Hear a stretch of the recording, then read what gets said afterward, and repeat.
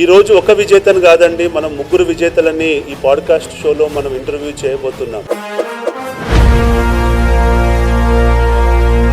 వీళ్ళ యొక్క జీవితాల్లో నుంచి ఎంతో ఇన్స్పిరేషన్, ఎంతో మోటివేషన్.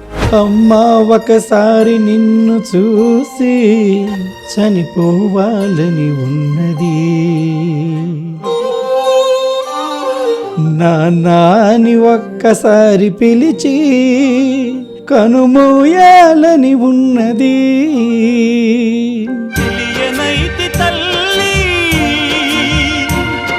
దూరం ఎంత ఉందని దిగులు పడకునేస్తమా, దరికి చేర్చే దారులు కూడా ఉన్నాయిగా. ఏ ప్రైవేటు కంపెనీ వాళ్ళు కూడా అంగవైకల్యాన్ని చూసి ఉద్యోగాలు ఇవ్వడానికి ముందుకు రాలేదన్నది వాస్తవం. లేదు బ్లైండా అని ఒక చులకన భావం అన్నమాట.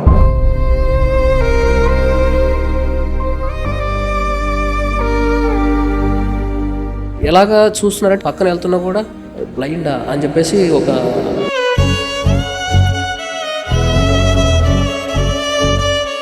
దేవుడు వీళ్ళకి చూపు ఇవ్వకుండా ఈ 10 మంది ఒక దిక్కు చేరి మనోనేత్ర ఫౌండేషన్ పెట్టుకొని సాయంత్రం పూట ఒక మంచి జంక్షన్ లోకి వెళ్ళి,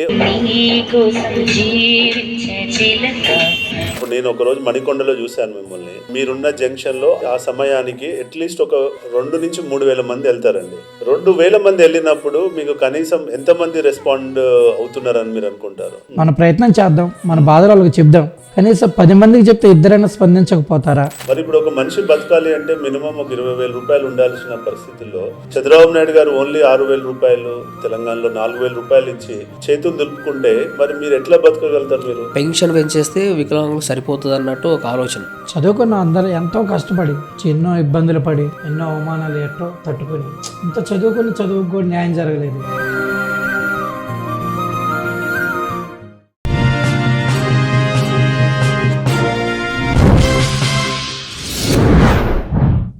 సోషల్ పోస్ట్ అచీవర్ షోకి స్వాగతం, సుస్వాగతం. ఈ రోజు ఒక విజేతను కాదండి, మనం ముగ్గురు విజేతలని ఈ పాడ్కాస్ట్ షోలో మనం ఇంటర్వ్యూ చేయబోతున్నాం. వీళ్ళ జీవితాల్లోకి తొంగి చూస్తే ఎంతో ఇన్స్పిరేషన్, ఎంతో మోటివేషన్. వీళ్ళ జీవితాల యొక్క అనుభవాల నుంచి మీరు ఎంతో నేర్చుకుంటారని చెప్పి నేను కోరుకుంటున్నా. దేవుడు అందరినీ సమానంగా చూడడన్నది వాస్తవం. దేవుడిపై వీళ్ళని చూసిన తర్వాత నాకు కూడా కోపం కలిగింది. మీరు అనొచ్చు ఎందుకు ఆ కోపం అని. ఆ కోపం ఎందుకు కలిగిందో తెలవాలంటే మీరు ఇంటర్వ్యూని చివరి వరకు చూడాలి. ఎక్కడో పుట్టి కష్టపడి చదువుకొని ఇవాళ హైదరాబాద్కు వచ్చి వాళ్ళ కష్టంతో ఇవాళ వాళ్ళ కాళ్ళ మీద నిలబడి పోరాటం చేస్తూ వాళ్ళు జీవనాన్ని గడుపుతున్నారు. ఎలా వాళ్ళు కష్టపడుతున్నారు, ఏం చేస్తున్నారు అని తెలవాలి అని అంటే, ఎలా వాళ్ళకు కావాల్సిన డబ్బులను వాళ్ళే సంపాదించుకుంటున్నారో తెలవాలి అంటే మీరు ఈ పాడ్కాస్ట్ను చివరి వరకు చూడాలి. మరి ఈ షోలోకి ఎంటర్ అయిదాము. ఈరోజు మన ఈ షోలో అరుణ గారు, సురేష్ గారు, ఆది గారు మనతో ఉన్నారు. వాళ్ళ జీవితాలు ఏంటి, వాళ్ళు ఎలా కష్టపడ్డారు, ఎలా ఇక్కడ దాకా వచ్చారో మనం జీవితాల్లోకి తొంగి చూసే ప్రయత్నం చేద్దాం. ఆది గారు బాగున్నారండి? బాగున్నానండి. హాయ్ అండి. ఫస్ట్ ఆది గారు, మీరు ఎక్కడ పుట్టారండి? మీరు ప్లేస్ వచ్చేసి ప్రకాశం జిల్లా. నేను పుట్టింది దొనకొండ మండలం ఆరవల్లిపాడు గ్రామం. అయితే ఎడ్యుకేషన్ మొత్తం గుంటూరు జిల్లా నర్సరాపేటలో స్కూలు, ఇంటర్మీడియట్ ఇక్కడ Hyderabad Aliya college, degree Narsaraopet SSN college. 4 members అండి. నేను, మా బ్రదర్ కూడా బ్లైండ్, 2 సిస్టర్స్. ఓకే, వాళ్ళు కూడా బాగా చదువుకున్నారా?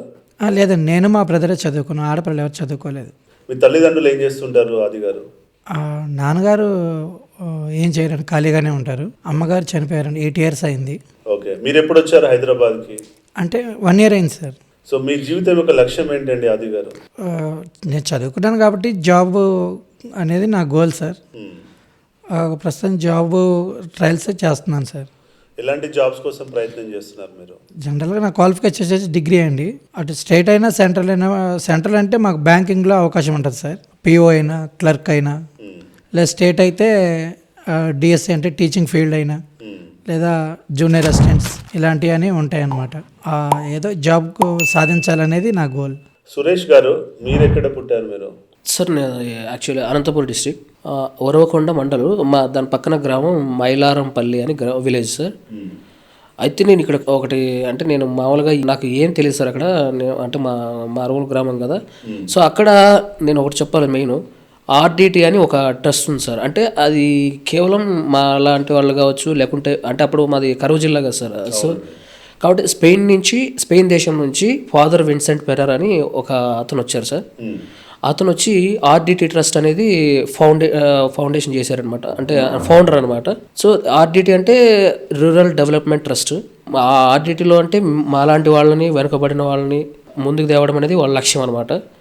సో వాళ్ళు మమ్మల్ని గుర్తించి తీసుకెళ్ళి చదివించి మమ్మల్ని ఇంత మేము ఇంత వాళ్ళం అయ్యామనంటే, ఈ ఇంటర్మీడియట్ డిగ్రీ దాకా వచ్చామంటే కూడా కారణం కేవలం ఫాదర్ విన్సెంట్ పెరర్ వల్ల, మరి ఆ ఆర్డిటి ట్రస్ట్ వల్ల సార్. అంటే వాళ్ళే మీకు ఇంటర్మీడియట్ కాలేజీలో అడ్మిషన్ ఇప్పియడము, ఫీజులు కట్టడం అంతా వాళ్ళే చేస్తారు సార్. ఓకే. డిగ్రీ కూడా తీసుకోవచ్చు మీరు. అయితే డిగ్రీ ఎక్కడ చేశారు? తిరుపతిలో చేశారా? అవును సార్. ఆ తిరుపతిలో కూడా వాళ్ళే అడ్మిషన్ ఇప్పించారు? మొత్తం వాళ్ళదే సార్. వాళ్ళే ఖర్చులు భరించారు? అవును సార్. అంటే ఇట్లా వాళ్ళు ఇంకా చేస్తూనే ఉన్నారా ఈ ట్రస్ట్ ద్వారా ఇలాంటి కార్యక్రమాలు?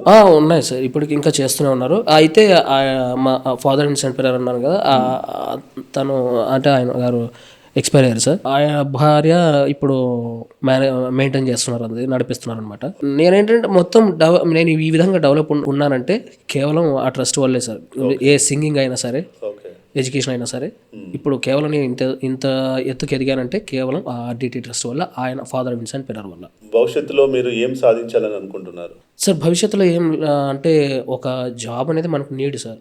సో జాబ్ అనేది మెయిన్. ఆ జాబ్ ఉంటేనే మాకు ఇప్పుడు ఈ సొసైటీలో వాల్యూ ఇస్తున్నారు. లేదంటే ఎలాగా చూస్తున్నారంటే పక్కన వెళ్తున్నా కూడా, అంటే కొంతమంది హెల్ప్ చేయగలుగుతున్నారు కానీ పక్కన వెళ్తున్నా కూడా బ్లైండా అని చెప్పేసి ఒక చులకన భావంతో కొంచెం దూరం అవటం కానీ, తెలియనట్టు ఉండటం కానీ అలాంటివన్నీ చేస్తున్నారు సార్ కొంత. సో కాబట్టి జాబ్ అనేది ఆ జాబ్ అనేది ఉంటేనే ఇప్పుడు మనకు ఈ సొసైటీలో వాల్యూ ఉంటుందనేది నా ఒపీనియన్ సార్. మీ తల్లిదండ్రులు ఏం చేస్తారు సురేష్ గారు? Sir farmers. వాళ్ళు ఇప్పుడు ఆరోగ్యంగా ఉన్నారా? దేవుడి దగ్గర బాగున్నారు సార్. ఓకే. నెక్స్ట్ అరుణ గారు విషయానికి వద్దాము. అరుణ గారు మీరు ఎక్కడ పుట్టారండి? నేను నూజివేడు మండలంలో పుట్టానండి. విజయవాడ. విజయవాడ. మీరేం చదువుకున్నారమ్మా అరుణ గారు? 7th వరకు ఏమో జీవన్ జ్యోతి స్కూల్లో చదివాను, బ్లేడ్ స్కూల్లో.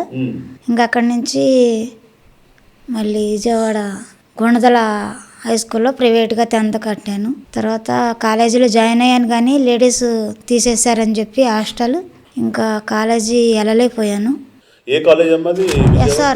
ఎస్ఆర్ఆర్ కాలేజీలో మీరు ఇంటర్మీడియట్ జాయిన్ అయ్యారు. జాయిన్ అయిన తర్వాత సెకండ్ ఇయర్లో ఉన్నప్పుడు వాళ్ళు హాస్టల్ లేదన్నారు. అప్పుడు మీరు బయట నుంచి రావడానికి మీకు వీలు కాలేదు? ఓకే. మరి వాళ్ళు ఏం బస్ ఫెసిలిటీ కానీ అట్లాంటి ఏం మీకు ప్రొవైడ్ చేయలేదా? సో మరి మీరు సెకండ్ ఇయర్లో డ్రాప్ అవుతున్నప్పుడు ప్రిన్సిపల్ని అడిగితే వాళ్ళు ఏం మీకు సహాయం చేయలేదా? మీకోసం స్పెషల్గా ఏమైనా అరేంజ్మెంట్ చేయడం కానీ ఏం చేయలేదు? సో దానివల్ల మీరు ఇంటర్మీడియట్ డిస్కంటిన్యూ చేయాల్సి వచ్చింది. ఇప్పుడు ఇంటర్మీడియట్ అయిపోయిన తర్వాత మరి మీరు హైదరాబాద్కి రావాలని ఎప్పుడు అనిపించింది మీకు? గుంటూరు సమర్థనంకి వెళ్ళి కంప్యూటర్ నేర్చుకున్నాను 3 నెలలు. మీ కంప్యూటర్ కూడా ఆపరేటింగ్ వచ్చా? ఓకే. కంప్యూటర్ నేర్చుకున్న తర్వాత ఖాళీగానే ఉన్నాను ఎన్నాళ్ళు ఇంట్లోనే. ఇంకా అమ్మా నాన్నగారు కూడా ఖాళీ అయ్యి వాళ్ళు ఏమీ చేయలేకపోతున్నారు, వాళ్ళకి ఆరోగ్యం బాగలేదు. కాబట్టి ఇంకా నేనైనా ఏదో ఒకటి నేర్చుకోవాలి. నా కాళ్ళ వాళ్ళు ఉన్నంత కాలమే చూస్తారు, తర్వాత ఎవరు చూడరు. కాబట్టి ఇక ఏదో ఒకటి నా కాళ్ళ మీద నేను నిలబడగలగాలి అని చెప్పి ఇంకా సాంగ్స్ ప్రాక్టీస్ చేస్తూ ఇలా నలుగురికి ఉపయోగపడాలి, ఏదో ఒకటి చెయ్యాలి అని చెప్పి ఇలా బయలుదేరానండి. మీకు పెళ్ళయిందమ్మా అరుణ గారు? పెళ్ళయిందండి. మరి ఇప్పుడు మీ హస్బెండ్ మీతో ఉన్నారా ఇప్పుడు? లేరండి, వదిలేసి వెళ్ళిపోయారు. ఎందుకమ్మా అట్లా? వాళ్ళ ఫ్రెండ్స్ చెప్పిన మాటలు విని అలా వద్దనుకున్నారు. తనకి కూడా కంటి చూపు లేదా? బ్లైండేనండి. అయినా కానీ మిమ్మల్ని అర్థం చేసుకోక వదిలేసి వెళ్ళారు. అయినా కానీ మీరు ఇబ్బంది పడకుండా కష్టపడి వచ్చి ఇక్కడికి వచ్చి మీరు బతుకు తెరువు కోసం మీరు ఉంటున్నారు హైదరాబాద్. అవునండి. వెరీ గుడ్ అండి. ఓకే, చాలా ఇన్స్పిరేషనల్ గా ఉందండి. నేను నేర్చుకుంటూ 10 మందికి ఉపయోగపడాలి, ఏదో ఒకటి చేయాలి అని అనుకుంటున్నాను అనే ఉద్దేశంతో మీరు ఇంకా అవునండి. ఓకే. సో ఆది గారు, ఇప్పుడు మీరు ఓకే కష్టపడ్డారు, చదువుకున్నారు, అంతా అయిపోయింది.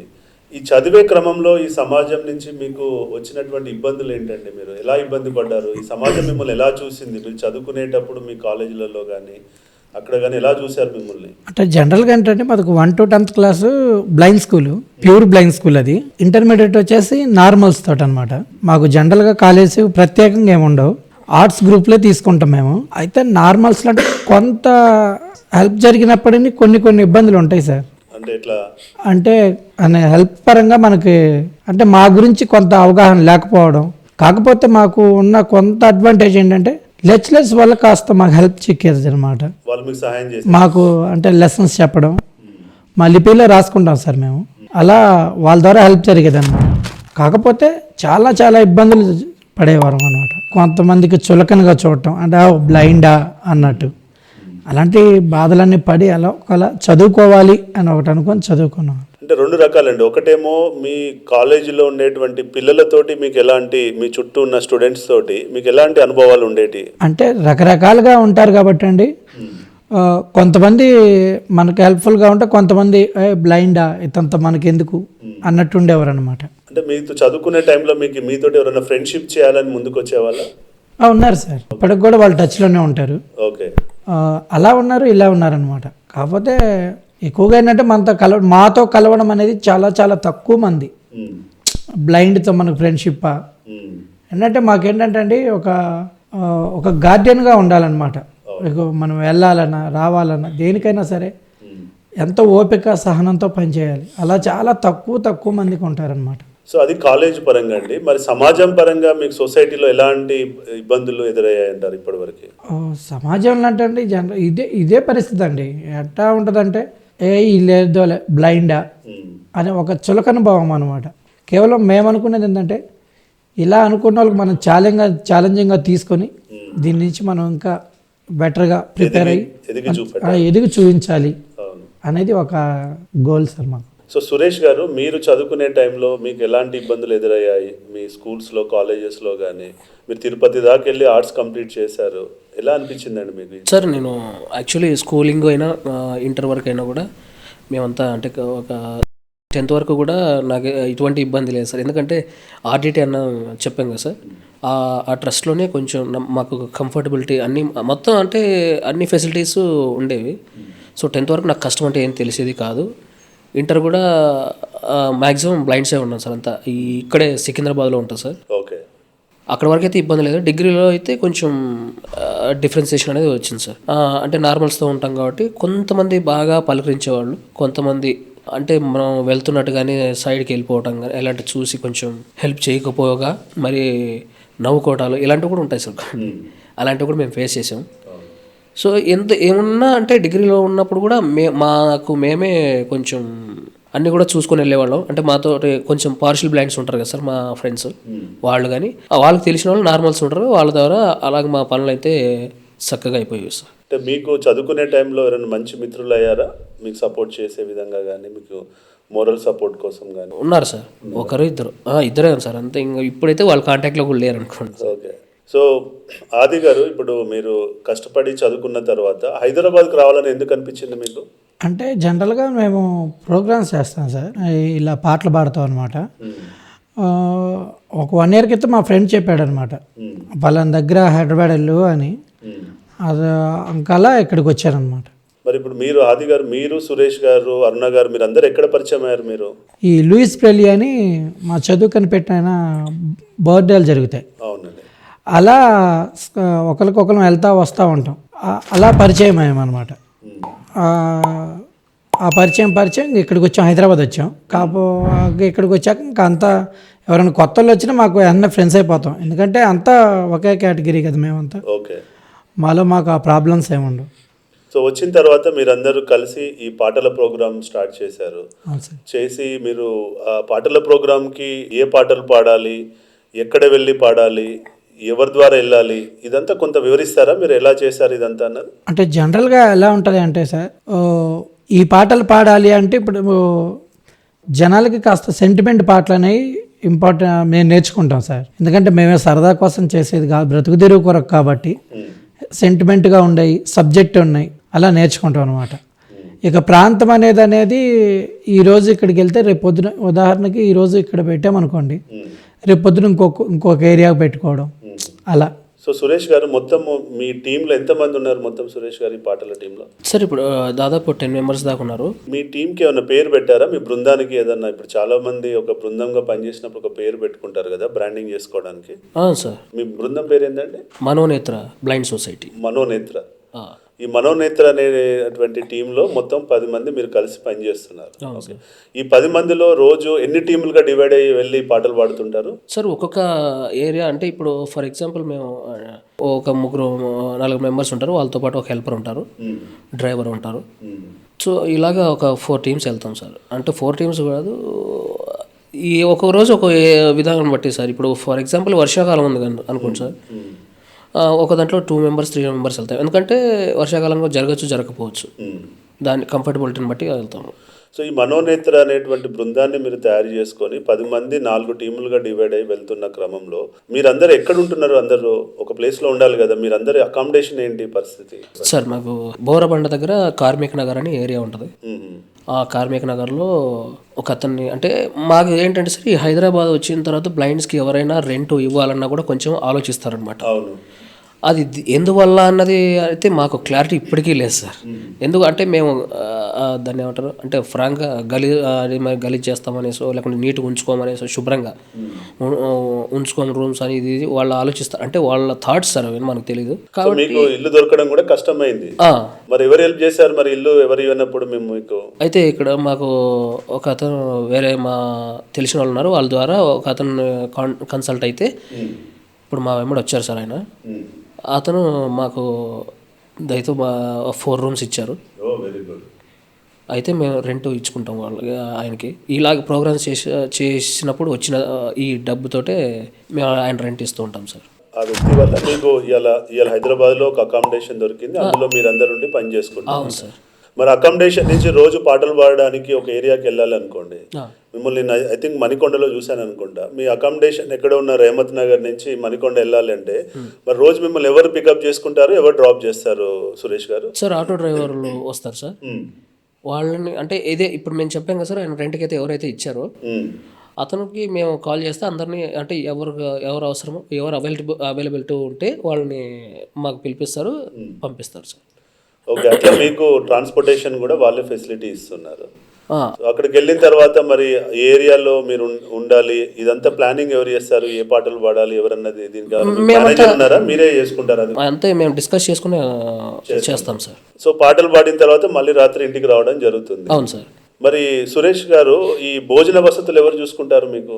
ఇప్పుడు ఎవరైతే రెంట్కి ఇచ్చారో సార్, మాకు హౌస్ రెంట్ అయితే ఎవరు ఇచ్చారో రెంట్కి వాళ్ళనే మేము అడిగేసి మేము ఇలాగా మంత్లీ పేమెంట్ ఇస్తాము. సో మాకు ఒక ఫుడ్ అకామిడేషన్ కూడా చూడండి అని చెప్పేసి ఆయన రిక్వెస్ట్ చేసుకోవడం జరిగింది. సో వాళ్ళకి మేము ఈ ప్రోగ్రామ్స్ చేసిన డబ్బుతోటే మేము వాళ్ళకి పేమెంట్ చేయడం కూడా జరుగుతుంది సార్, మంత్లీ పేమెంట్. సో ఆది గారు, మీకు ఈ అకామిడేషన్ ఇచ్చి ఇంత హెల్ప్ చేస్తున్న ఆ వ్యక్తి పేరు తెలుసుకోవచ్చా ఆది గారు? అతని పేరు మహమ్మద్ అలీ అని. సో మహమ్మద్ అలీ గారు మీకు ఇదంతా హెల్ప్ చేస్తున్నారు అన్నమాట. అవును సార్. ఓకే. మహమ్మద్ అలీ గారి వల్ల మీరు ఇవాళ హైదరాబాద్లో ఒక స్థావరాన్ని ఏర్పాటు చేసుకొని అక్కడ ఒక ఆటోని ఏర్పాటు చేసుకొని అక్కడ మీ భోజన వసతులు ఏర్పాటు చేసుకోవడానికి అన్నిటికీ కారణం మీ మహమ్మద్ అలీ గారు. అవును సార్. సో మహమ్మద్ అలీ గారి గురించి మీరేమైనా చెప్పాలనుకుంటున్నారా ఆది గారు? ఆయన యొక్క వ్యక్తిత్వం కానీ ఆయన మీకు చేస్తున్న సహాయం గురించి మీ మాటల్లో చెప్పొచ్చా? సార్ జనరల్గా ఏంటంటే ఆయన మాతో ఉన్నంతసేపు మేము చెప్పేది ఒకటే మాట అండి, మాతో అతను ఉన్నంతసేపు మాకు కనిపించదు అనే ఒక భావం అనేది ఉండదు.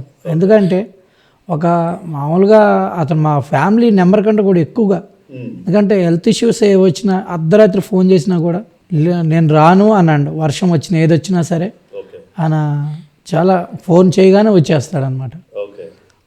అది ఒక రకంగా దేవుడు మాకు ఇచ్చిన వరం అనుకోవాలండి అతన్ని. అంతే అండి, కొన్ని సందర్భాలలో దేవుడు మనకు ఏదో రూపంలో హెల్ప్ చేయడానికి పంపిస్తూ ఉంటాడు. అలానే మహమ్మద్ అలీ గారు కూడా మీ జీవితాలలోకి రావడం చాలా సంతోషకరం. అవును సార్. సో మహమ్మద్ అలీ గారికి మీరేమన్నా హెల్ప్ చేయాలనుకుంటున్నారా ఆది గారు భవిష్యత్తులో పెద్దగా అయిన తర్వాత? కంపల్సరీగా సార్. ఏం చేయాలనుకుంటున్నారు? అంటే మేము ఆయన రుణం తీర్చుకునేంత ఇది కాదు, కానీ మా చేతనైంది ఆయన ఏదన్నా అవసరంలో ఉన్నప్పటికీ మా చేతనైన హెల్ప్ కంపల్సరీగా చేయాలనేది ఒక ఆశ అండి. ఎందుకంటే ఆయన రుణం తీర్చుకునేదంటే ఈ జన్మకైతే సాధ్యపడదు, ఎందుకంటే ఆయన అంత హెల్ప్ చేస్తారనమాట. సో యావరేజ్గా ఆది గారు మీరు ఇప్పుడు ఒక 10 మంది కలిసి ఒక 4 రూమ్లలో ఉంటున్నారు కదా మహమ్మద్ అలీ గారు ఇచ్చిన దాంట్లో, మీకు అప్రాక్సిమేట్గా నెలకి భోజనాలకి అకామిడేషన్కి అంతా కలిపి ఎంత? ఓవరాల్గా రెంట్ భోజనం కలిపండి 30,000 మాట్లాడాం సార్ మేము. ఎందుకంటే మార్నింగ్ టిఫిన్, మధ్యాహ్నం భోజనం, సాయంత్రం భోజనం, తో పాటు టీ ఇస్తారనమాట. ఇవన్నీ చూసుకొని రెంట్తో కలిపి 30,000 తీసుకుంటారనమాట. ఓకే, మీరు కష్టపడి సంపాదించి వాళ్ళకి ఇస్తున్నారు కదా, మీరు అందాదా మీరు ఈ 10 మంది కలిసి నెలకి మనిషికి ఒక వ్యక్తి ఎంత సంపాదించే అవకాశం ఉందండి? అంటే అది చెప్పే పరిస్థితి కాదండి, ఎందుకంటే ఒక్కొక్క ఏరియాలో ఒకలాగా ఉంటుంది సార్. అవును. ఇప్పుడు ఒక్కోసారి అసలు హెల్ప్ జరగదు, ఉమ్, ఒక్కోసారి చెప్పలేము అది. ఎందుకంటే జనరల్గా మేము రోడ్డు మీద అలా నించొని పాటలు పాడితే ఏమనుకుంటే ఏదోలే పాడుతున్నారులే అన్నట్టు చాలామంది వెళ్ళిపోతారు. కొంతమంది ఏంటంటే ఆగి అసలు మా పరిస్థితిని చూసుకొని కొంతమంది స్పందిస్తారు, సహాయం చేయడానికి ముందుకు వస్తారు. ఒక ప్లేస్లో నిలబడి ఈ మంచి మంచి పాటలు పాడి జనాలని ఆకర్షిస్తున్నారు కదా, మీరు పాడే పాటల్లో వాళ్ళకి ఎంతో కొంత ఇన్స్పిరేషన్, మోటివేషన్ కూడా దొరుకుతుంది కదా, మీ దగ్గరకు వచ్చి వాళ్ళకి దానం చేయాలనేటువంటి ఆలోచన ఎందుకు రావట్లేదంటారు? అది తెలియదు సార్. కాకపోతే ఏంటంటే మేమనుకోవడం ఏంటంటే ఏదో వెళ్ళాలి, మన ప్రయత్నం చేద్దాం, మన బాధలు వాళ్ళకి చెప్దాం, అవును, కనీసం 10 మందికి చెప్తే ఇద్దరైనా స్పందించకపోతారా అని ఒక ఆశ. కానీ ఇక్కడ ప్రశ్న ఏంటంటే ఇప్పుడు నేను ఒక రోజు మణికొండలో చూశాను మిమ్మల్ని. మణికొండలో చూసిన రోజు మీరున్న జంక్షన్లో ఆ టైంకి, ఆ సమయానికి అట్లీస్ట్ ఒక 2 నుంచి 3 వేల మంది వెళ్తారండి. అక్కడ మీరున్న ఏరియాలో 2,000 మంది వెళ్ళినప్పుడు మీకు కనీసం ఎంతమంది రెస్పాండ్ అవుతున్నారని మీరు అనుకుంటారు? ఇంతమంది అని జడ్జ్ చేయలేము కానండి. కాకపోతే ఏంటంటే మేము అనుకునేది ఇదే, 100 మందికి చెప్తే 20 మంది అని వినకపోతారా, కనీసం 10 మందిని స్పందించకపోతారా అనే ఒక ఆశ. సురేష్ గారు, మిమ్మల్ని అడగాలనుకుంటున్నా, ఇప్పుడు హైదరాబాద్లో వీళ్ళు మన చుట్టుపక్కల ఉన్న వాళ్ళు కనీసం లోలో అన్నా కానీ ఒక నెలకు 30,000 జీతం సంపాదిస్తారు. హైయెస్ట్ ఇక కొన్ని కోట్లలో సంపాదించే వాళ్ళు ఉన్నారు. మీరు వెళ్తున్న క్రమంలో ఎవరన్నా వచ్చి మీ బాధ చూసి ఒక ₹1,00,000 ఇచ్చారండి ఈ 1 year సమయంలో? ఎవరన్నా వచ్చి మీకు సాయం చేయడము, మీ బాధలు తెలుసుకొని ఒక 1 lakh ఇవ్వడానికి ప్రయత్నం ఎవరైనా చేశారా?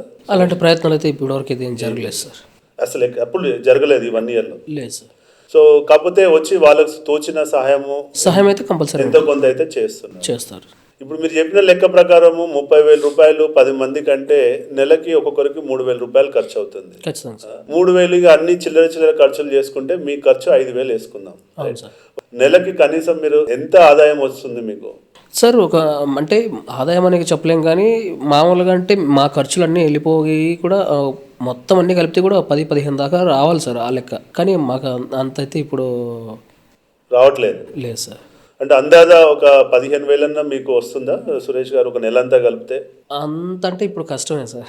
10,000 వస్తుందా? వస్తుంది సార్. ఒక ₹10,000 వస్తే సురేష్ గారు, మీరు అందులో ₹5,000 ఖర్చులకు ఇచ్చి ₹5,000 మీరు ఇంటికి పంపిస్తున్నారు. అవును సార్. మీ తల్లిదండ్రులకు కానీ వాళ్ళకి కానీ పంపిస్తున్నారు. అవును సార్. అరుణ గారు, మీరెంత పంపిస్తారు నెలకి ఇంటికి? నాకైతే ఒక 7-8 వేలు వస్తాయి సార్. మొత్తం నెలంతా పోతాయి. ఖర్చులన్నీ పోయిన తర్వాత 7-8 వేలా, లేదంటే ఖర్చులు కాకనా? ఖర్చులు ఏం లేదు, నాకు వచ్చేది తక్కువ. నేనంటే పాటలు ఇప్పుడే కదా ప్రాక్టీస్ అవుతున్నాను, ఎక్కువ రావు నాకు. ఖర్చులన్నీ పోయినాక మీకు 7,000 మిగులుతున్నాయి. 7,000 వస్తాయి. సో మీరు చెప్పే లెక్క ప్రకారం ఏంటంటే నెలంతా కష్టపడితే మీ ఖర్చులు ₹5,000 మీరు ఇచ్చిన తర్వాత మీకు వస్తున్నటువంటి ఆదాయం వచ్చేసి ఒక 7 నుంచి 10,000 వస్తున్నాయి. ఈ 7 నుంచి 10,000 కూడా మళ్ళీ మీరు మీకోసం పెట్టుకోవాలి. అందులో కొంత మీ కుటుంబ వ్యక్తులకు ఇంటికి పంపించాల్సిన అవసరం ఉంటుంది. అంటే అందులోనే మళ్ళీ రెంట్ కూడా ఇచ్చుకోవాల్సి వస్తుంది సార్. మొత్తం వచ్చేదే 7,000, అందులో 5,000 రెంట్ పోతే ఫర్ ఎగ్జాంపుల్ 10,000 అనుకోండి సార్. అందులో మళ్ళీ వాళ్ళ రెంటు అంటే ఇంటికి రూమ్ రెంట్ ప్లస్ వాళ్ళు మాకు ఫుడ్ ఇస్తున్నారు కదా, వాళ్ళకి కూడా ఇవ్వాలి. సో మీరు చెప్పే లెక్క ప్రకారము ఈ మనోనేత్ర బృందం ద్వారా మీరు నెలకి ఒక ₹10,000 సంపాదిస్తే అందులో ₹5,000 ఖర్చులకి, తిండికి, అకామిడేషన్కి, ట్రావెలింగ్కి పోతే ఒక ₹5,000 మిగులుతున్నాయి. ఈ ₹5,000 మీరు తీసుకొని వెళ్ళి మీ ఇంట్లో ఉన్నటువంటి పెద్దలకి ఇచ్చి వాళ్ళని కాపాడుకోవడానికి ప్రయత్నం చేస్తున్నారు. అవును సార్, పోషించుకోవడానికి. ప్రస్తుతానికి ఇదే ఆధారం కాబట్టి సార్. ఇదే ఆధారం కాబట్టి. సో ఈరోజు మీరు ఈ ₹15,000 సంపాదించే స్థాయి నుంచి మీకు ఒక 30,000, 50,000 వచ్చే ఉద్యోగానికి ఎదగాలన్నది మీ యొక్క కోరిక. Definite sir. సో మరి ఉద్యోగం రీత్యా మనం ఆలోచిస్తే ఉద్యోగం కోసం మీరు ఎలాంటి ప్రయత్నాలు చేస్తున్నారు సురేష్ గారు? ఎలాంటి ఎగ్జామ్స్కి ప్రిపేర్ అవుతున్నారు మీరు? సార్ మ్యాక్సిమం అంటే ఇప్పుడు బ్యాంకింగ్స్ ప్రిపేర్ అవుతున్నాం, కానీ బ్యాంకింగ్స్ అంటే బాగా కాంపిటీషన్ ఎక్కువైపోయింది. మాకే కాంపిటీషన్ ఎక్కువైపోయింది. ఇప్పుడు అంటే ప్రిపేర్ అవుతున్నాం, కానీ వస్తుంది అనేది అయితే అది దేవుడికి మన అదృష్టం సార్. ఇంకొకటి వస్తే టీచింగ్ అంటే మనం డిఎస్ అయితే నేను చేయలేదు సార్. డిగ్రీ వరకే కాబట్టి నా క్వాలిఫికేషన్ అది డిగ్రీ ఉంది కాబట్టి బ్యాంకింగ్స్ దాదాపు బ్యాంకింగ్కి మీరు ప్రిపేర్ అవుతున్నారు. అవును సార్. మీరు బ్యాంకింగ్ ప్రిపరేషన్కి మీకు ఏమైనా కోచింగ్ పరంగా ఏమైనా హెల్ప్ కావాలా సురేష్ గారు? కోచింగ్ అంటే మేము దాదాపు మాకు తెలిసిన ఫ్రెండ్స్ ద్వారానే కన్సల్ట్ అవుతున్నాం సార్.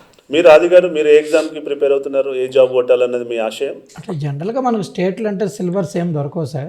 ఈ స్టేట్ కంటే మనకి ఎగ్జామ్ ఏం కండక్ట్ చేయరు. స్టేట్లో ఎలా తీసుకుంటారు, రిక్రూట్మెంట్ ఎలా ఫిల్ చేస్తారంటే మనకు వచ్చిన మెరిట్ని బట్టి వీళ్ళు ఫిల్ చేస్తారు. అది సెంట్రల్కి వచ్చేసరికి మనకి ఏంటంటే ఎగ్జామ్ ఉంటుంది అనమాట. ఎగ్జామ్కి ప్రిపరేషన్ అవ్వడం అంటే మనకి ఆడియో మెటీరియల్స్ ఉంటాయి.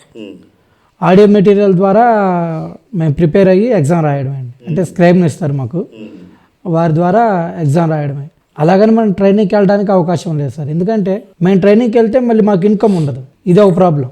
కాబట్టి మేము మాకున్న టైంలో మార్నింగ్ టైం ప్రిపేర్ అవ్వడం, సాయంత్రానికి మళ్ళీ ప్రోగ్రామ్కి వెళ్ళడం, ఇలా అన్నమాట. ఎందుకంటే ఏది దీని మీద మనం జాబ్ మీద డిపెండ్ అయితే మనకి ఇన్కమ్ ఉండదు, ఇన్కమ్ మీద డిపెండ్ అయితే జాబ్ అనేది కష్టమైపోద్ది. అందుకని రెండు బ్యాలెన్స్ చేసుకోవాలి. కాబట్టి మార్నింగ్ మనకు ఖాళీ దొరికినప్పుడు అక్కడ ప్రిపేర్ అవ్వడం, ఇక ఈవినింగ్ టైంకి వచ్చేసరికి మా ప్రోగ్రామ్కి వెళ్ళడం అనమాట. ఓకే. అంటే మీరు జీవితంలో ఆది గారు అక్కడ ప్రయాణం చేసి, గుంటూరులో ప్రయాణం చేసి ఇక్కడ దాకా వచ్చారు కదా, మీకు ఏ లైఫ్లో ఏ స్టేజ్లో ఉన్నప్పుడు మీలో ఈ కసి బాగా పెరిగింది, నేను కూడా సక్సెస్ అయ్యి చూపెట్టాలి, నేను కూడా ఒకటి సాధించి చూపెట్టాలి? జనరల్గా ఏంటంటే మాకు స్కూల్స్లో మనకి లెసన్స్ జరిగినప్పుడు ఆ రైటర్స్ అంటారు కదా, వాళ్ళ గురించి మాకు బాగా ఎక్స్ప్లెయిన్ చేస్తారు టీచర్స్.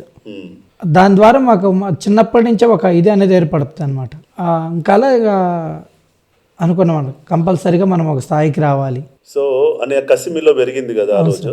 మీరు ఆ రోజు ఏం గోల్ సెట్ చేసుకున్నారు? మీరు ఏ లక్ష్యాన్ని పెట్టుకున్నారు జీవితంలో? ఇది సాధించి తీరుతానని చెప్పి మీరు పెట్టుకున్న లక్ష్యం? జనరల్గా నాకు టీచింగ్ ఫీల్డ్ అంటే ఇష్టం సార్. ఓకే. అయితే నాది డిగ్రీ నేను సెకండ్ ఇయర్లో ఉన్నప్పుడు మా అమ్మగారు చనిపోయారు.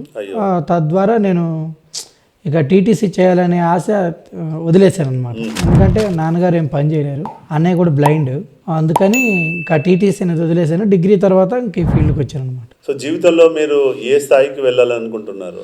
నేను అనుకుంది ఏంటంటే అండి, నాకు ఏదైనా సరే ఒక జాబ్ కావాలి, నాకు సమాజంలో మంచి పేరు ఉండాలి అనేది నాకు ఒక గోల్ అండి. సో జాబ్ సంపాదించిన తర్వాత పెళ్లి చేసుకుంటారా? అంతే సార్, చేసుకోవాలని ఉంది. మీరు కూడా ఆది గారు ఒక పెళ్లి చేసుకొని ఒక కుటుంబంతో సెటిల్ కావాలి, మీకు పిల్లలు ఉండాలన్నది కూడా ఒక ఆలోచన ఉందంటారా? అలాంటిది ఫస్ట్ ఆఫ్ ఆల్ నేను జాబ్ సాధించాలి, అది ఫస్ట్ మీ లక్ష్యం. అసలు నాకు ఈ మ్యారేజ్ దీనికంటే కూడా నేను జాబ్ సాధించాలి. ఈ అబ్బాయి బ్లైండ్ అయినా సరే మంచి స్థాయిలో ఉన్నాడని పక్క సమాజం అనుకోవాలి. అది తప్ప గుర్తింపు వచ్చినాకనే పెళ్లి చేసుకోవాలనుకుంటున్నా. అంతే. కానీ ఇప్పుడు మన సమాజంలో ఉన్న వాళ్ళలో యూత్లో ఫస్ట్ గుర్తింపు లేదు, ఒక పట్టింపు లేదు, ఒక సాధించాలనేటువంటి ఆలోచన లేదు. ఫస్ట్ పెళ్ళిళ్ళు చేసేసుకుంటున్నారు, పిల్లలు కంటున్నారు, తర్వాత జీవితంపై ఆశయాన్ని పెంచుకుంటున్నారు. మరి మీరేమో డిఫరెంట్గా చెప్తున్నారు, ఫస్ట్ నేను సాధించాలి, ఒక సమాజం నన్ను గుర్తించాలి, అప్పుడే నేను పెళ్లి చేసుకొని సెటిల్ అవుతాను అంటున్నారు. ఇది మంచి చాలా గొప్ప ఆలోచన ఆది గారు. మా ఆడియన్స్ ఎవరైతే చూస్తున్నారో వాళ్ళలో ఇది చాలా ఇన్స్పిరేషన్గా ఉంటుందని చెప్పి నేను అనుకుంటున్నాను. సో సురేష్ గారు, మీరు ఎప్పుడు పెళ్లి చేసుకోవాలనుకుంటున్నారు? Same thing sir. అంటే మ్యారేజ్ గురించి అయితే ప్రస్తుతానికి ఆలోచన అయితే ఏం లేదు సార్. ఏం లేదు. First of all job important. Job వస్తేనే మనకు వాల్యూ అనేది దొరుకుతుందని నేను అది గుర్తించాను సార్. మనకు జాబ్ ఉంటే కానీ వాల్యూ ఉండదు. సో జాబ్ వస్తేనే ఓ పలానా వ్యక్తి అని గుర్తిస్తారు సార్. సో జాబ్ వచ్చినప్పుడు తర్వాత ఫర్దర్ ఆలోచన ఏదో చేసుకోవాలి, అంతే సార్. ఇప్పుడు జాబ్స్ విషయానికి వస్తే ఎంతసేపు గవర్నమెంట్ జాబ్ అంటే కాంపిటీషన్ ఉంటుంది, చాలా హెవీ ప్రిపరేషన్ కావాలని మీరే చెప్తున్నారు. మరి మీకు ప్రైవేట్ సెక్టర్లో ఎందుకు ఎవరు కూడా ముందుకు వచ్చి జాబ్స్ ఇవ్వాలన్న ఆలోచన రావట్లేదు అనుకుంటారు సురేష్ గారు? సార్ ప్రైవేట్ సెక్టర్లో ఇవ్వట్లేదు. ఇచ్చేవాళ్ళు అయితే ఈ మనకి మాకు ఈ అంటే ప్రోగ్రామ్స్ చేసుకునేంత, రోడ్డు మీద కూర్చొని ప్రోగ్రామ్ చేసుకునేంత ఉండదు కదా సార్. సో ప్రైవేట్ సెక్టర్సే ముందుకు వస్తే మాకు ఈ లోటుపాట్లు అనేవి తీరిపోతాయని మేము అంటున్నాం. అయితే ఎందుకు రావట్లేదు మీ ఉద్దేశంలో? ఎందుకంటే ప్రైవేట్ సెక్టర్లో కూడా మీరు చేయగలిగిన పనులు చాలా ఉన్నాయి. ఉన్నాయి సార్. ఇప్పుడు ఒక లిఫ్ట్ ఆపరేషన్ చేయడం కానీ, ఒక లిఫ్ట్లో కూర్చొని చాలామంది ఆపరేట్ చేస్తుంటారు, ఏ ఫ్లోర్కి వెళ్ళాలి ఏందని అడిగి మీరు దాన్ని మేనేజ్ చేయొచ్చు, ఇట్లా చాలా పనులు చేయొచ్చు. అసలు మరి ఎందుకు ప్రైవేట్ వాళ్ళు మీ వైపు చూడట్లేదు అనుకుంటారు సార్? నా ఐడియా ప్రకారం అంటే అవగాహన లేకపోవడం ఎక్కువ శాతం ప్రైవేట్ సెక్టర్స్లో మా గురించి అనేది నా ఒపీనియన్. ప్రభుత్వాలు కూడా ముందుకొచ్చి ఇలాంటి వాళ్ళకి ఎక్కడ పెడితే బాగుంటుంది అనేటువంటి ఒక కార్యాచరణ తయారు చేయకపోవడం కూడా ఇందులో ఒక తప్పే అనుకుంటారా? ఖచ్చితంగా సార్. మరి ప్రభుత్వాలను మీరు ఏ రోజు కూడా అడగలేదా, సంప్రదించలేదా? ఎందుకు మరి మా గురించి మీరు మా జాబ్ కానీ మా ఎంప్లాయ్మెంట్ గురించి మీరు ఏదన్నా ప్రణాళిక తయారు చేస్తే బాగుంటుందని చెప్పి మీరు ఎప్పుడు అడగలేదు? మా తరపున ఈ ఉన్నాయి సార్, అంటే ఎన్ఎఫ్పి అనేసి కొన్ని కొన్ని ఉన్నాయి. వాళ్ళు కూడా వెళ్ళి అడగటం ఇలాంటివి కూడా జరిగింది సార్. అడిగినప్పుడు రెస్పాన్స్ అనేది త్వరగా ఉండదు కాబట్టి లేట్ అవ్వడం ఒకటి. కొన్ని సందర్భాల్లో మాకు చేస్తామన్న పని దాన్ని పట్టించుకోకపోవడం, సో దానివల్ల మాకు లేకుండా పోతుంది సార్. అంతే ఆధారం కానీ అవి కూడా. సో సురేష్ గారు, మీకు ఓటు హక్కు ఉందా అండి? ఉంది సార్. మరి ఓటు హక్కు ఉంటే మీరు ఓటేసారా? వేశాను సార్. ఓటు హక్కు ఉంది, భారతీయుడిగా మీరు ఓటు హక్కు వేశారు. మరి ఓటు హక్కు వేసి ఓటు హక్కు ద్వారా మీరు ఓటు వేశారు. అవును సార్. వేసిన తర్వాత వాళ్ళ బాధ్యత కదా, మీ ఎమ్మెల్యే గారు కానీ మీ మినిస్టర్ గారు కానీ సీఎం గారి బాధ్యత కదా మీ గురించి ఆలోచించాల్సింది. ఖచ్చితంగా. మీ ఓటు వేస్తేనే కదా వాళ్ళు గెలిచింది. గెలిచినప్పుడు వాళ్ళు ఎందుకు మీ గురించి ఆలోచించలేకపోతున్నారు? ఎందుకు ఎంతసేపు ఉన్నోడికే ఇంకా 10 రూపాయలు సంపాదించి పెట్టే పని వైపు ఎంత అయితే ఇంట్రెస్ట్ ఉందో, మీలాంటి వాళ్ళకు సహాయం చేయాలి, ఆదుకోవాలన్న ఆలోచన ఎందుకు రావట్లేదు అంటారు సురేష్ గారు? ఫర్ ఎగ్జాంపుల్ అటు ఈ పెన్షన్ పెంచేస్తే వికలాంగులకు సరిపోతుంది అన్నట్టు ఒక ఆలోచన. సో ఆ పెన్షన్ అనేది పెంచారు, సరిపోయింది. అంతేగాని ఈ జాబ్స్ పరంగా అయితే ఏమి మాకు స్టేట్ గవర్నమెంట్ నుంచి కూడా కొంచెం ఇప్పుడైతే ఏం లేదు సార్ ప్రస్తుతానికి. స్టేట్ గవర్నమెంట్ నుంచి కూడా మాకు కావాలి సార్, ఎందుకంటే వాళ్ళు ఆలోచిస్తే మేము ఇక్కడ దాకైతే రాము సార్. ఆలోచించాలనేది మాకు కూడా, మేము ఎప్పటి నుంచో మేమంతా కూడా అదే డిస్కస్ చేస్తాం. మాకు ఇవి ట్రస్ట్ కొన్ని ఉంటాయి కదా సార్, ట్రస్ట్లు, అంటే వాళ్ళ ద్వారా కూడా మేము డిమాండ్ చేయడం కూడా జరిగింది. పెన్షన్ ఎంత వచ్చేదండి మీ సురేష్ గారు? సార్ ఇప్పుడు మాకు అంటే ఇక్కడ ఏపీలో వచ్చేసి చంద్రబాబు గారు కదా సార్, ఆయన నేతృత్వంలో 6,000 వస్తుంది సార్. ఇక్కడ తెలంగాణలో అయితే 4 వస్తుంది. మరి ఇప్పుడు ఒక మనిషి బతకాలి అంటే మినిమం ఒక 20,000 రూపాయలు ఉండాల్సిన పరిస్థితుల్లో చంద్రబాబు నాయుడు గారు ఓన్లీ 6,000 రూపాయలు, ఇక్కడ అంతకుముందున్న ప్రభుత్వం కానీ ఇప్పుడున్న ప్రభుత్వం కానీ తెలంగాణలో 4,000 రూపాయలు ఇచ్చి చేతులు దులుపుకుంటే మరి మీరు ఎట్లా బతకగలుగుతారు మీరు? అదే సార్, మాకు అందుకనేసి మాకు జాబ్స్ కావాలని కూడా చాలా డిమాండ్ చేసాం. అయినా కూడా పట్టించుకోవట్లేదు సార్. సీఎం గారు కానీ గవర్నమెంట్, స్టేట్ గవర్నమెంట్ సైడ్ నుంచి ఎటువంటి ఎంకరేజ్మెంట్ అనేది లేదు. సో ఆ ఎంకరేజ్మెంట్ మాకు కావాలి సార్. ఇప్పుడు అన్ఎంప్లాయీస్ ఉన్న చోట మీరు మీ జాబ్స్ ఇస్తే మేము ఇంత ఇబ్బంది అనేది ఉండదని మేము అంటున్నాం సార్. అంతే. సో ఆది గారు, మీరు కూడా ఓటేశారా? వేసాను సార్. ఓటు హక్కు ఉందా? ఉంది సార్. ఓకే, మరి మీరు ఎప్పుడు కూడా మీరు ఈ ప్రభుత్వం నుంచి కావాల్సిన సపోర్ట్ దొరకట్లేదని చెప్పి బాధపడ్డ సందర్భాలు ఉన్నాయా ఆది గారు? చాలా సార్లు ఉన్నాయి సార్. ఎందుకంటే చదువుకున్న అందరూ ఎంతో కష్టపడి ఎన్నో ఇబ్బందులు పడి ఎన్నో అవమానాలు ఎట్టో తట్టుకొని ఇంత చదువుకు కూడా న్యాయం జరగలేదు అని కంపల్సరీగా ఉంటుంది సార్. కాకపోతే ఇప్పుడు గవర్నమెంట్ చేసేది ఏంటంటే ఏదో పెన్షన్ స్కీమ్ ఇచ్చాం, అవును, అయిపోయింది అన్నట్టు ఉంటున్నారు సార్. ఎంతసేపు నేను మీకు 6,000 ఇచ్చాను అని అక్కడ చంద్రబాబు నాయుడు గారు, ఇక్కడ 4,000 ఇచ్చానని మొన్నటిదాకా కేసీఆర్ గారు, ఇప్పుడు ఇక్కడ రేవంత్ రెడ్డి గారు.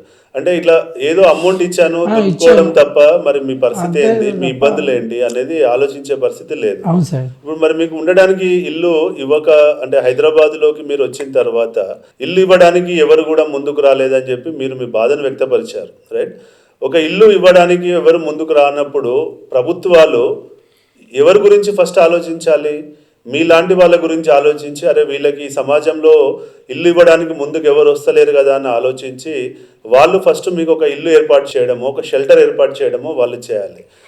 ఇప్పుడున్న ప్రభుత్వంలో ఇందిరమ్మ ఇల్లులని ఇస్తున్నారు. అంతకుముందున్న కేసీఆర్ గారి ప్రభుత్వంలో డబుల్ బెడ్రూమ్ రూమ్స్ అని ఇచ్చారు. మీకేమైనా అంతకుముందున్న కేసీఆర్ ప్రభుత్వంలో ఏమైనా డబుల్ బెడ్రూమ్ రూమ్ కానీ, ఇప్పుడున్నటువంటి కాంగ్రెస్ రేవంత్ రెడ్డి గారి ప్రభుత్వంలో మీకేమైనా ఇందిరమ్మ ఇల్లులు కానీ ఇవ్వడం జరిగిందా? లేదు సార్, అంటే మేము ఇక్కడ ఈ ఏరియా వాళ్ళకి కాదు కాబట్టి మాకు ఇక్కడి నుంచి అంటూ మాకేమో ప్రొవైడ్ చేయడం ఏం జరగదండి. అలాగని అక్కడ ఇచ్చింది ఏం లేదండి. ఇక్కడ ఆ స్టేట్లో కూడా మాకంటే హెల్ప్ జరిగింది ఏం లేదు. ఆ ప్రభుత్వంలో జరిగింది లేదు, ఈ ప్రభుత్వంలో జరిగింది లేదు. సో పుట్టి పెరిగి వచ్చి చదువుకొని వచ్చిన ప్రాంతమైన ఆంధ్రప్రదేశ్ ప్రభుత్వం నుంచి అడున్న చంద్రబాబు నాయుడు గారు ద్వారా మీకు ఎలాంటి న్యాయం జరగలేదు. మాకు జరిగిందంటూ ఏదైనా ఉంది అంటే అది పెన్షన్ స్కీమ్ ఒకటే. అంతే. ఆ పెన్షన్ ఇవాళ ఈ రాష్ట్రం ఆ రాష్ట్రం ఏ రాష్ట్రం ఒకటే పెన్షన్లు ఇస్తున్నారు, అంతే, దులుపుకుంటున్నారు తప్ప. ఇప్పుడు మీ బాధ ఏందన్నది అర్థం చేసుకొని ప్రణాళిక తయారు చేసిన వాళ్ళ నాయకత్వము మనము యాక్సెప్ట్ చేయాలి. మీ బాధలు వాళ్ళకి అర్థం కాకపోవడము, మీకు ఫస్ట్ కావాల్సింది ఏంటి, ఇలా ఉండడానికి ఒక షెల్టర్ కావాలి, అంతే కదా? ఒక కూడు గుడ్డ అన్నట్టు ఇలా మీకు ఒక షెల్టర్ కావాలి. ఎందుకంటే ఈ సమాజం మిమ్మల్ని యాక్సెప్ట్ చేసి ఒక ఇల్లు ఇవ్వట్లేదని మీరే చెప్తున్నారు. ఒక షెల్టర్ ఇస్తే మీరు ఇలా ఎట్లో కష్టపడి వెళ్ళి ఓ 15,000 రూపాయలు సంపాదించుకునే స్థాయిలో మీరున్నారు. కానీ ఇక్కడ షెల్టర్ కూడా దొరకట్లేదని మీరు చెప్తున్నారు. అది చాలా బాధాకరం. మరి మీరు ఈ పాడ్కాస్ట్ ద్వారా ఆది గారు మీరేమన్నా ప్రభుత్వాన్ని ఒక ఇల్లు కావాలని కోరుకుంటారా? కంపల్సరీగా సార్. ఇప్పుడు మేమంటే జనరల్గా అందరూ పాడేవాళ్ళు ఉండరు సార్. కొంతమంది ఏం చదువుకొని మామూలుగా ఉన్న వాళ్ళు కూడా ఉంటారు. నేను అనేది ఏంటంటే మాకు వికలాంగుల కంటే ఇల్లులు ఉంటాయి, కనీసం ఆ ఇంట్లో ఉండడానికి ఉన్న అవకాశం ఉంటుంది సార్. కొంతమందికి ఇల్లు లేక ఎక్కడ హాస్టల్స్లో అలా ఉంటున్నారనమాట. మేము అనుకునేది ఏంటంటే కంపల్సరీగా మాలాంటి వారికి ఇల్లు ఉంటే నాకంటూ ఒక ఇల్లు ఉంది, నాకంటూ ఒక ఆస్తి ఉంది అని ఒక ధైర్యం ఉంటుంది అని, మానసికంగా నా సొంతగా నాకంటూ నేను సంపాదించుకున్నాను అని ఒక ఫీలింగ్ ఉంటుంది. ఇప్పుడు అరుణ గారి విషయానికి వస్తే, అరుణ గారు మీరు పెళ్లి చేసుకున్నారు, పెళ్లి చేసుకోగానే మీ హస్బెండ్ మిమ్మల్ని వదిలేసి వెళ్ళాడు కదా, మరి మీకు కూడా హైదరాబాద్ లో ఇల్లు ఉంటే బాగుంటుందని అనుకుంటున్నారా? అవునండి, ఇల్లు కోసమే తిరుగుతున్నాను కానీ ఎవరు కూడా పట్టించుకోవడం లేదు. కనీసం ఇల్లు ఇవ్వలేని మనస్తత్వం లేని ప్రభుత్వాలు ఎందుకు మీకు ఒక బాయ్స్ హాస్టల్, గర్ల్స్ హాస్టల్ లాగా కట్టి ఎందుకు కనీసం ఒక హాస్టల్ ఫెసిలిటీని కూడా ఇవ్వలేకపోతున్నారు అరుణ గారు? ఏమీ లేవు. అట్లా ఒకవేళ ఇల్లు లేకుండా ఒక హాస్టల్ ఇచ్చినా కానీ హాస్టల్లో మీరు ఒక రూమ్ లో ఉండడానికి మీకు ఓకేనా? ఓకే. సో ఇదండి మన ప్రభుత్వాలు ఆలోచిస్తున్నది ఏందన్నది మనమే అర్థం చేసుకోవాలి. కనీసం ఇల్లు లేదు, ఉండడానికి షెల్టర్ లేదు, ఉందామని రెంట్ కడదామని వెళ్తే ఇల్లు ఇచ్చేటువంటి మనసు ఉన్నట్టు. అందరికి తల ఒక ప్లాట్ ఇస్తున్నారు మామూలు వాళ్ళందరికీ, మాకు కూడా అలాగే తల ఒక ప్లాట్ ఇస్తే బాగుంటది కదా అని మేము తిరుగుతున్నాం. ఎప్పుడైనా సీఎం గారిని కానీ ఎమ్మెల్యే గారిని కలిసి మీరు రిప్రజెంటేషన్ చేశారా? ఎమ్మెల్యే గారిని కలిశానండి నేను. అయినా కానీ మిమ్మల్ని పట్టించుకోలే. రేవంత్ రెడ్డి గారితో ఫోటో కూడా దిగాము, ప్లాట్లు ఇప్పిస్తానన్నారు. అయినా కూడా మేము అనుకోవడం ఏంటంటే ఇదివరకు హోమ్స్ ఉండేవి, స్టేట్ డివైడ్ అయిన తర్వాత ఆంధ్రాలో మూడు ఏరియాలు ఉన్నాయి. అనంతపూర్, తిరుపతి, కాకినాడే ఉందన్నమాట. అక్కడ ఏరియాలకు ఉంటుంది తప్ప ఆ హోమ్ ఉన్నప్పుడు ఏంటంటే ఇంట్లో వాళ్ళు మనల్ని ఒకళ్ళు పట్టించుకోకపోయినా హోమ్కి వెళ్ళిపోయేవాళ్ళు, హాస్టల్లో ఉండేవాళ్ళు. అది శాశ్వత పరిష్కారం అనమాట. జాబ్స్ వచ్చేంత వరకు ప్రభుత్వాలు చూసుకునేవి, ప్రభుత్వ హాస్టల్స్ అవి. ఈ స్టేట్ డివైడ్ అయిన తర్వాత 3 ఏరియాలు 3 ఉన్నాయి కానీ అవి అక్కడక్కడ ఏరియా వాళ్ళకే పనిచేస్తాయి అన్నమాట. మేము అప్పుడు అనుకుంది ఇప్పుడు అనుకునేది ఒకటే, మనకి జిల్లా హెడ్ క్వార్టర్స్ ఉంటాయి కాబట్టి హెడ్ క్వార్టర్లో ఒక హాస్టల్ అనేది ఇస్తే ఆ జిల్లా వాళ్ళని సేవ్ అయిపోతారు కదా, జాబ్స్ వచ్చేంత వరకు వాళ్ళకి షెల్టర్ దొరుకుద్ది. వెరీ గుడ్ అండి. మేము అనుకునేది అది సార్. సో ఆది గారు చెప్తుంది ఏంటంటే మాకు జిల్లాకి ఒక హాస్టల్ని కనుక ఏర్పాటు చేయగలిగితే మేము మా జాబ్లు వచ్చేంత వరకు హాస్టల్లో అయినా ఉండి, ఆ షెల్టర్లో అయినా ఉండి మేము కష్టపడి చదువుకొని మీ ఉద్యోగాలు కొడతామన్నది మీ ఉద్దేశం, అంతే కదా? ఎక్కడో ఒక హాస్టల్ పెట్టేసి పోయి అక్కడే అందరిని ఉండమంటే అక్కడ ఉండే అవకాశం అంతే కదా సార్. ఇప్పుడు ఎక్కడో కాకినాడ, గుంటూరు నుంచి కాకినాడ వెళ్ళారు కదా సార్, అంతే కదా. అందుకని నేను అనేది ఏంటంటే, మేము అనుకునేది ఏంటంటే అదే జిల్లా హెడ్ క్వార్టర్లో ఒక హోమ్ ఉంటే అందరినీ ఫ్యామిలీస్ కొంతమందిని చూసుకోవచ్చు సార్. కొంత బ్లైండ్ అని చిన్న చూపు చూడటం అలా ఉంటాయి. అదే హాస్టల్ అనేది ఉంటే వారు ఎవరి మీద ఆధారపడం సార్. ఎందుకంటే మనకి చదువుకోవడానికి కాలేజెస్ ఉంటాయి, ఎలాగో హాస్టల్ ఉంటే షెల్టర్ ఉన్నట్టు ఉంటుంది, శాశ్వత షెల్టర్. నా చదువైపోతే నేను వెళ్ళిపోవాలి అని ఇది ఉండదు. హోమ్ అనేది ఉంటే ఏంటంటే జాబ్స్ వచ్చేంత వరకు మనకు ఒక భరోసా ఉంటుంది అన్నమాట. నాకు హాస్టల్ ఉంది, ఇబ్బంది లేదు. అంతే అండి, డెఫినెట్గా ఒక ఇల్లు ఉంటే ఉండేటువంటి ఆలోచన వేరు. ఇప్పుడు అరుణ గారు మీరు వెళ్ళి రేవంత్ రెడ్డి గారిని కలిసి ఫోటో దిగి మీరు అడిగారు అంటున్నారు కదా, ఏమని మాకు ఒక ఇల్లు ఇవ్వండి అని అంటున్నారు కదా. ఇప్పుడు ఈ మధ్యలో వాళ్ళు ఏదో ఇందిరమ్మ ఇల్లులు అది ఇది అని చెప్పి చెప్తున్నారు మేము ఇస్తున్నామని. మరి మీరు ఇచ్చినప్పుడు వాళ్ళు ఎలా స్పందించారండి అరుణ గారు? మా దాకా ఏం రాలేదండి, మాకేం చేయలేదు. మేము ఫోన్ నెంబర్లు కూడా ఇచ్చాము. మీరు రిప్రజెంటేషన్ ఇచ్చినా కానీ మీకు ఇంతవరకు మిమ్మల్ని కన్సిడర్ చేయలేదు? ఏం చేయలేదు. మరి ఇప్పుడు మీరు ఏం కోరుకుంటున్నారు ఇంటర్వ్యూ ద్వారా? రేవంత్ రెడ్డి గారిని ఏం కావాలని కోరుకుంటున్నారు? అదే ఇల్లు ఇప్పిస్తే సరిపోతుందని కోరుకుంటున్నారు. ఓకే. సో ఇటు అరుణ గారేమో నాకు ఒక ఇల్లు ఇప్పిస్తే నాకు భరోసాగా ఉంటుంది అంటున్నారు. అటు ఆది గారు, సురేష్ గారేమో కనీసం మేము ఉద్యోగాలు తెచ్చుకునేంత వరకైనా మాకు ఒక షెల్టర్ ఇస్తే, మాకు ఒక యాక్సెసిబుల్ ఉన్న షెల్టర్ ఇస్తే ఆ షెల్టర్లో మేము ఉండి కష్టపడి జాబ్ తెచ్చుకుంటామని చెప్పేసి ఆది, సురేష్ గారు అనడం మనం వింటున్నాం.